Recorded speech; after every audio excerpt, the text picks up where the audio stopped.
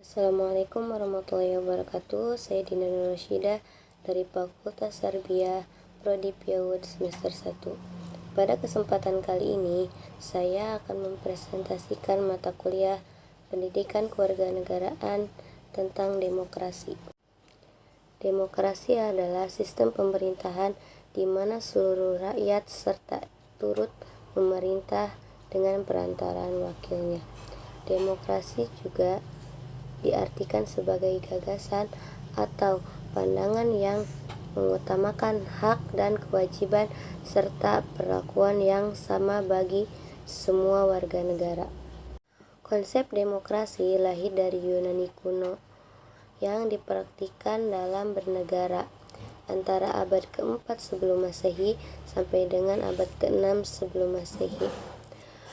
Demokrasi memiliki beberapa prinsip, yaitu seperti persamaan hak, kebebasan berpendapat, kebebasan berekspresi, kebebasan berserikat, dan kebebasan beragama.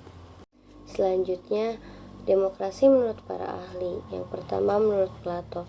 Menurut Plato, demokrasi cenderung mengarah pada anarki dan penuh dengan kerusuhan politik. Oleh karena itu, dia percaya bahwa demokrasi bisa diambil alih oleh pemimpin populis yang tidak kompeten dan tidak bertanggung jawab. Yang kedua, menurut Aristoteles, demokrasi adalah sebagai salah satu bentuk yang baik dari pemerintah, tetapi dia juga mengakui resikonya.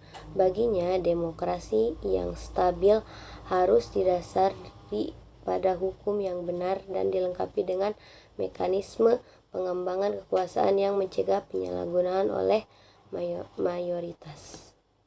Yang ketiga, menurut John Locke, baginya pemerintah yang sah diperoleh melalui kontrak sosial antara pemerintah dan rakyat, di mana rakyat memberikan otoritas kepada pemerintah untuk melindungi hak-hak asasi mereka.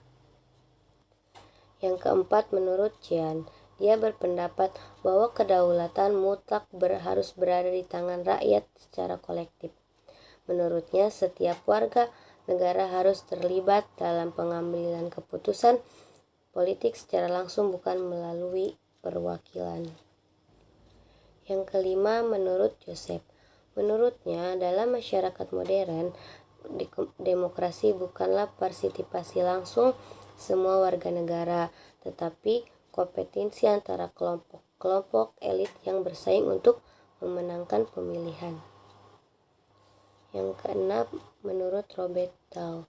Robert Dahl memandang demokrasi sebagai sistem politik di mana keputusan politik dibuat melalui persaingan terbuka dan inklusif di antara semua warga negara yang memenuhi syarat. Baginya, demokrasi yang baik harus melibatkan partisipasi politik yang luas, kebebasan berbicara, hak untuk berserikat, serta perlindungan hak minoritas. Selanjutnya, sejarah demokrasi di Indonesia. Sejarah demokrasi di Indonesia mengalami dinamika yang cukup kompleks dan menjalani perkembangan yang sangat dinamis. Berikut adalah beberapa fase perkembangan demokrasi di Indonesia. Yang pertama, demokrasi parlementer, yaitu dari tahun 1945 sampai 1959. Yang kedua, demokrasi terpimpin, yaitu dari tahun 1959 sampai dengan 1965. Yang ketiga, ada demokrasi Pancasila pada era Orde Baru, yaitu dari tahun 1966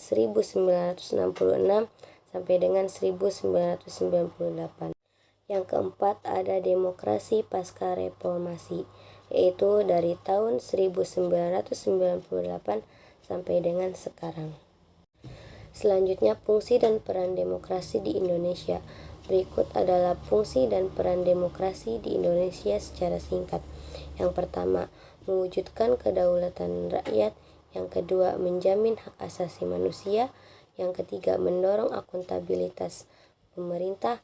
Yang keempat, melindungi keanekaragaman dan pluralisme. Yang kelima, mendorong pembangunan ekonomi dan sosial. Yang keenam, menjaga stabilitas politik. Yang ketujuh, mendorong partisipasi masyarakat. Yang kedelapan, menjaga keseimbangan kekuasaan. Kesimpulannya, salah satu tujuan demokrasi adalah memberikan warga negara kebebasan berpendapat dan berekspresi.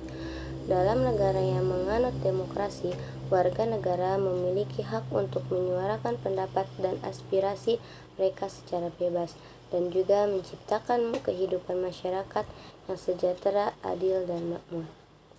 Sekian dari saya. Wassalamualaikum warahmatullahi wabarakatuh.